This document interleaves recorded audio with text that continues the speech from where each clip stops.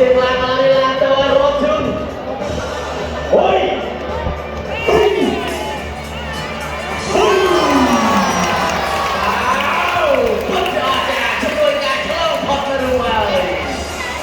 ចូលរួមត្រេកអ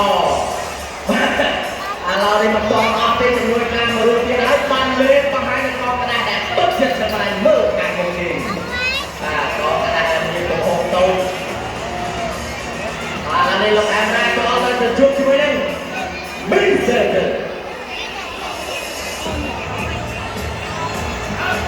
បាទមិនមែនលោកបង្ហាញកាន់កងទេឥឡូវនេះលោកសាក់កាន់កងកណ្ដាស់ដែលមានកំហុសតូចហើយខាងទីកងកណ្ដាស់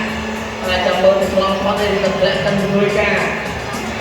ប្រយ័ត្នប្រយែងណែណៃដល់ព្រោះនេះបោះកងចោលទៅលឿនឥឡូវនេះឡើងទៅ